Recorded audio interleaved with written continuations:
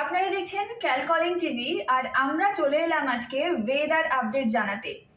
যা গরম পড়েছে আপনারা সবাই বুঝতে পারছেন, আমরা বুঝতে পারছি। আমরা যারা রোজদিন অফিসে আসি, বাসে ঝুলে অটোতে করে, আমাদের কিন্তু অবস্থা খুব খারাপ। মানে গায়ে ফোস্কা করার বাইরে বেরোনোই যাচ্ছে না, রীতিমতো বেরোনো যাচ্ছে না। মানে মনে হচ্ছে হালকা লু দিচ্ছে। আর একটু আগে আমরা যেটা দেখলাম যে ওয়েদার এটা ফিল হবে, মানে অনুভব করবেন আপনি 47-এর কাছাকাছি আপনি অনুভব করবেন, যদিও বা তাপমাত্রা থাকবে 40 ডিগ্রির আশেপাশে।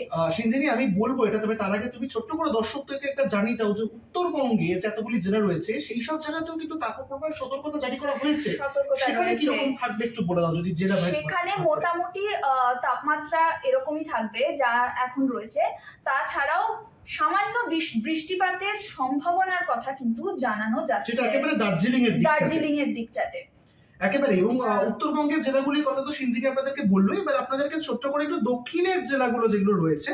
আর আরেকটা বিষয় সিনজিনি, এখন কিন্তু সামনে লোকসভা নির্বাচন, এমনি রাজনৈতিক বড়, আর তার মধ্যে এত গরমে যে প্রচার চলছে এটাও কিন্তু একটা ভাবার বিষয় অবশ্যই। এবং ইনফ্যাক্ট আরেকটা কথা আমার এক্ষুনি মনে পড়লো যে আমরা কিন্তু এরকমও নিউজ এখন পাচ্ছি, এই গরমে প্রচার করতে গিয়ে অসুস্থ হয়ে পড়ছেন রাজনৈতিক নেতা নেতৃত্বরা। এবং সাধারণ মানুষ যারা মিছিলে হাঁটছেন বা যারা সভাতে যোগদান করছেন তাদের অবস্থাও কিন্তু রীতিমতো খারাপ হয়ে যাচ্ছে একেবারেই। একটু ছোট করে আপনাদেরকে সময় নষ্ট করবো না, দক্ষিণবঙ্গের যে আবহাওয়া সেটা একটু আপনাদেরকে জানিয়ে দিই।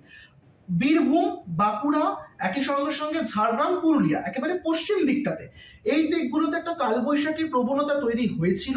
মাঝে মাঝে বিক্ষিপ্ত কিছু মেঘ এসে কিন্তু একটা হালকা বৃষ্টি হতে পারে। তবে দক্ষিণবঙ্গের কোনো জেলাতেই সিনজিনি বৃষ্টি হবে না। এবং খুব টেনশনের যেটা বিষয়, আবহাওয়া দপ্তর যেটা জানিয়ে দিয়েছে সেটা হলো যে আগামী 7 দিন কলকাতাতেও কিন্তু কোনো বৃষ্টির পূর্বাভাস নেই। অর্থাৎ এই যে গরম বাইরে এই মুহূর্তে তাকানো যাচ্ছে না, আমাদের অবস্থা একই রকম ভাবে চলবে। নিত্যযাত্রীদের অবস্থা কিন্তু খুবই খারাপ একেবারে। যাদের বিশেষ করে প্রত্যেকদিন বেরোতে হয়, মানে অফিস যাচ্ছে বা ব্যবসা বাণিজ্যের কাজে যারা বাইরে যাচ্ছে, তাদের কিন্তু একটু সতর্ক হতে হবে এবং বেশি করে জল খাওয়া ইত্যাদি, এটা অবশ্যই মাথায় রাখা, ছাতা নেওয়া এবং মুখ ঢেকে যাতায়াত করতে হবে। কারণ যে কোনো মুহূর্তে কিন্তু শরীর খারাপ হতে পারে, আপনার হিট স্ট্রোক হতে পারে, নানা রকম সমস্যা আসতে পারে গরম থেকে, যেটা আপনি ভাবতেও পারছেন না। আমরা আগেও আমাদের খবরে দেখিয়েছি যে গরম থেকেও যে প্রাণী অবলুপ্ত, যেটা আপনাদের সামনে সিনজিনি ইতিমধ্যে এনেছে, যে প্রাণীরা অবলুপ্ত হয়ে যাচ্ছে, সেখানে আমাদের মানুষদের কি অবস্থা ভাবতেই পারছে। তাই অবশ্যই নিজের শরীরের যত্ন নেওয়া কিন্তু এই গরমে খুব দরকার। বেশি করে জল খাওয়া, একদম ঢেকে সেই রকম পোশাক পরে বাইরে বেরোনো, হালকা সুতির পোশাক পরা, এটা কিন্তু যাতে স্কিন ব্রিথ করতে পারে ন্যাচারালি। আর ছোট্ট করে সিনজিনি আমি দর্শকদেরকে বলে দিই যে মালদা তুমি তো বলেই দিয়েছো, মুর্শিদাবাদ, দক্ষিণ দিকে যে জেলাগুলো রয়েছে, ইনফ্যাক্ট নদিয়া, উত্তর 24 পরগনা, দক্ষিণ 24 পরগনা, এই সব জেলাগুলো পূর্বে।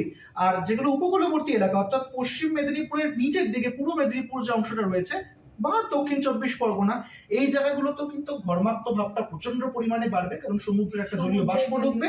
আর তার সঙ্গে সঙ্গে কিন্তু পূর্ব বর্ধমান, পশ্চিম বর্ধমান, হুগলি, এই জেলাগুলো একেবারে তাপমাত্রা পৌঁছে যাবে 40 ডিগ্রির ওপরে। এবং হলুদ সঙ্গে লাল সতর্কতাও জারি করা হয়েছে সিনজিনি, জানিয়ে রাখি আলিপুর আবহাওয়া তরফে, যে একেবারে প্রয়োজন ছাড়া তো মানে বেরোনো উচিতই নয়, কারণ লাল সতর্কতা এই নিয়ে দ্বিতীয়বার জারি করা হলো আলিপুরের তরফে। ফলে সামগ্রিকভাবে একেবারে কিন্তু সুস্থ থাকতে হবে এবং প্রচন্ড গরম বাড়বে, বৃষ্টির ছিটে ফোঁটাও হবে না আগামী 7 দিন।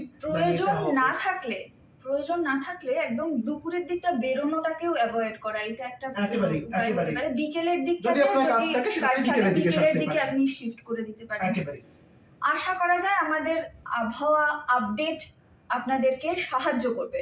একেবারে অন্যান্য খবরাখবর থাকছে আপনাদের জন্য, আপনাদের চোখ থাক ক্যালকলিং টিভি। সবাই খুব ভালো থাকুন।